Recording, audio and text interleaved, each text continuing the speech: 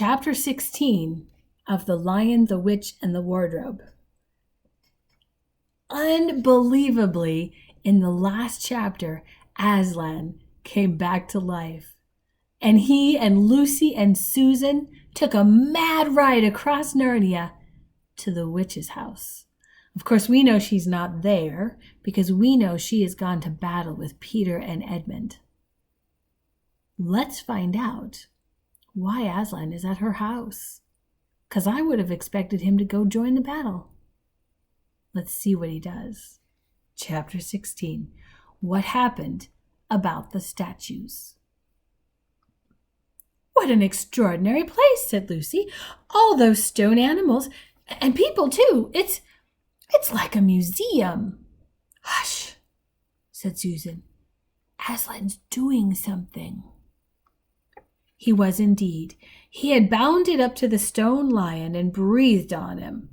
Then, without waiting a moment, he whisked around, almost as if he had been a cat chasing his tail, and breathed also on the stone dwarf, which, as you remember, was standing a few feet from the lion with his back to it.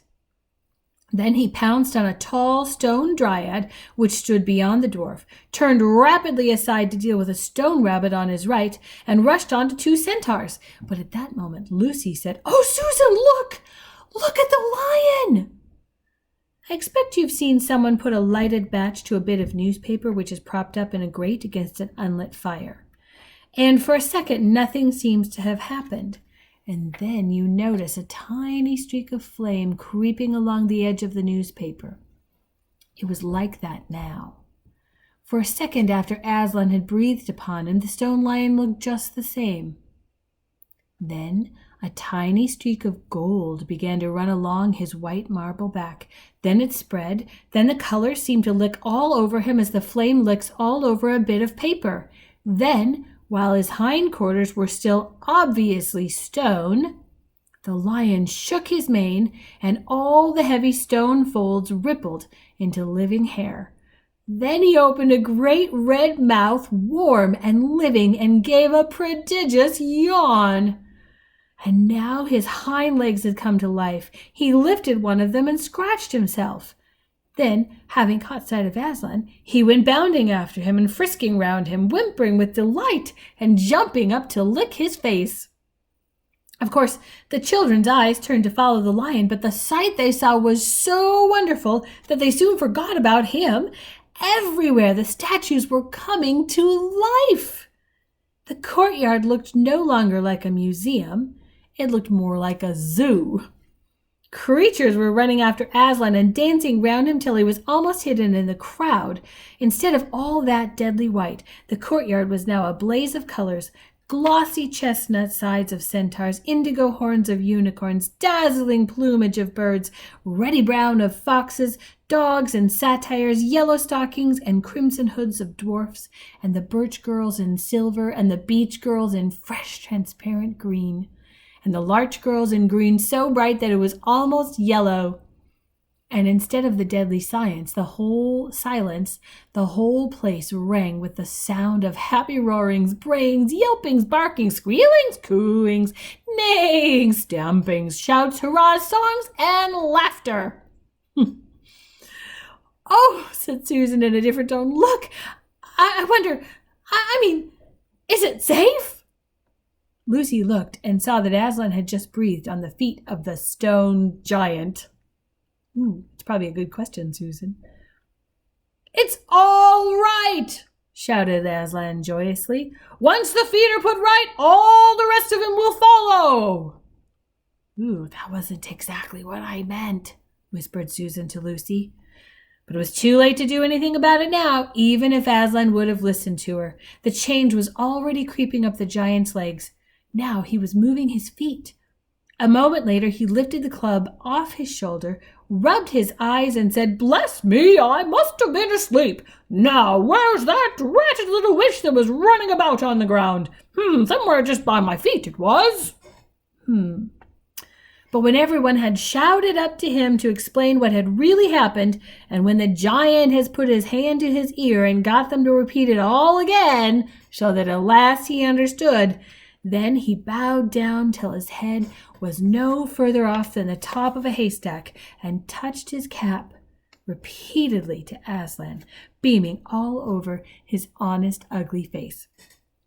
Giants of any sort are now so rare in England, and so few giants are good-tempered, that 10 to 1 you have never seen a giant when his face is beaming. It's a sight well worth looking at. "Now for the inside of this house," said Aslan. "Look alive, everyone upstairs and downstairs, and in my lady's chamber. Leave no corner unsearched. You never know where some poor prisoner may be concealed." And into the interior they all rushed, and for several minutes the whole of that dark, horrible, fussy old castle echoed with the opening of windows and with everyone's voices crying out at once, "Don't forget the dungeons! Give us a hand with this door! Here's another little winding stair. Oh, I say, here's a poor kangaroo. Call Aslan. Whew, how it smells in here! Look out for trapdoors. Up here there are a whole lot more in the landing." But the best of all was when Lucy came rushing upstairs shouting out, "Aslan, Aslan, I've found Mr. Tumnus. Oh, do come quick." A moment later, Lucy and the little fawn were holding each other by both hands and dancing round and round for joy. The little chap was none the worse for having been a statue, and was, of course, very interested in all that she had to tell him. But at last the ransacking of the witch's fortress was ended. The whole castle stood empty, with every door and window open, and the light and the sweet spring air flooding in to all the dark and evil places which needed them so badly. The whole crowd of liberated statues surged back into the courtyard, and it was then that someone, Tumnus, I think, first said, "But how are we going to get out?" For Aslan had got in by a jump, and the gates were still locked. "That'll be all right," said Aslan, and then rising up on his hind legs, he bawled up at the giant. "Hi, you up there!" he roared. "What's your name?" "Giant Rumblebuffin, if it please your honor," said the giant, once more touching his cap. "Well then, Giant Rumblebuffin," said Aslan, "just let us out of here, will ya?" "Certainly, your honor, it will be a pleasure," said Giant Rumblebuffin. "Stand well away from the gates, all you little ones." Then he strode to the gate himself, and bang, bang, bang went his huge club. The gates creaked at the first blow, cracked at the second, and shivered at the third. Then he tackled the towers on each side of them, and after a few minutes of crashing and thudding, both the towers and a good bit of the wall on each side went thundering down in a mass of hopeless rubble. And when the dust cleared, it was odd standing in that dry, grim, stony yard, to see through the gap all the grass and waving trees and sparkling streams of the forest, and the blue hills beyond that, and beyond them the sky. "Blowed if I ain't all muck sweat," said the giant, puffing like the largest railway engine. "Comes of being out of condition, I suppose. Neither of you young ladies has such a thing as a pocket handkerchief about you." "Oh, yes, I have," said Lucy, standing on tiptoes and holding her handkerchief up as far as she could reach. "Thank you, missy," said Giant Rumblebuffin, stooping down. Next moment Lucy got rather a fright, for she found herself caught up in midair between the giant's finger and thumb.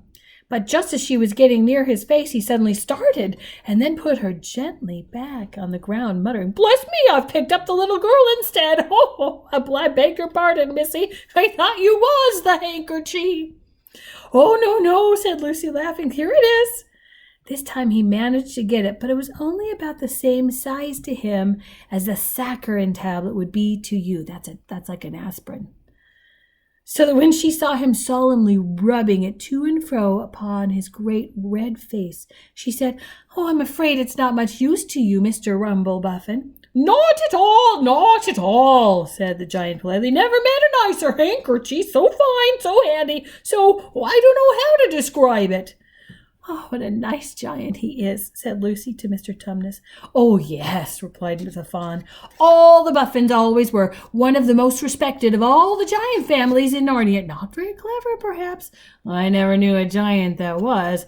But an old family with traditions, you know. If he'd been the other sort, she'd have never turned him into stone." At this point, Aslan clapped his paws together and called out for silence. "Our day's work is not yet over," he said, "and if the witch is to be finally defeated before bedtime, we must find the battle at once." "And join in, I hope, sir," added the largest of the centaurs. "Of course," said Aslan. "And now, those who can't keep up, that is, children, dwarfs, and small animals, must ride on the backs of those who can, that is, lions, centaurs, unicorns, horses, giants, and eagles.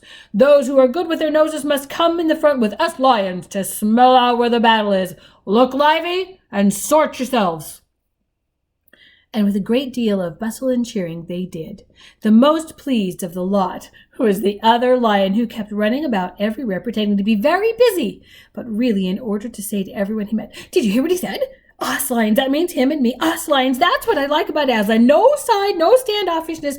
Us lions, that means him and me." At least he went on saying this till Aslan had loaded him up with 3 dwarfs, 1 dryad, 2 rabbits, and a hedgehog. That steadied him a bit. When all were ready, it was a big sheepdog who actually helped Aslan most in getting them sorted into their proper order. They set out through the gap in the castle wall. At first, the lions and dogs went nosing about in all directions, but then suddenly one great hound picked up the scent and gave a bay. There was no time lost after that. Soon all the dogs and lions and wolves and other hunting animals were going at full speed with their noses to the ground, and all the others, streaked out for about half a mile behind them, were following as fast as they could. The noise was like an English fox hunt, only better, because every now and then with the music of the hounds was mixed the roar of the other lion, and sometimes the far deeper and more awful roar of Aslan himself. Faster and faster they went as the scent became easier and easier to follow. And then, just as they came to the last curve in a narrow, winding valley, Lucy heard above all these noises another noise, a different one, which gave her a queer feeling inside. It was a noise of shouts and shrieks and of the clashing of metal against metal. Then they came out of the narrow valley, and at once she saw the reason. There stood Peter and Edmund and all the rest of Aslan's army fighting desperately against the crowd of horrible creatures whom she had seen last night. Only now, in the daylight, they looked even stranger and more evil and more deformed. There also seemed to be far more of them. Peter's army, which had their backs to her, looked terribly few. And there were statues dotted all over the battlefield, so apparently the witch had been using her wand. But she did not seem to be using it now. She was fighting with her stone knife. It was Peter she was fighting, both of them going at it so hard that Lucy could hardly make out what was happening. She only saw the stone knife and Peter's sword flashing so quickly that they looked like 3 knives and 3 swords. That pair were in the center. On each side the line stretched out. Horrible things were happening wherever she looked. "Off my back, children!" shouted Aslan, and they both tumbled off.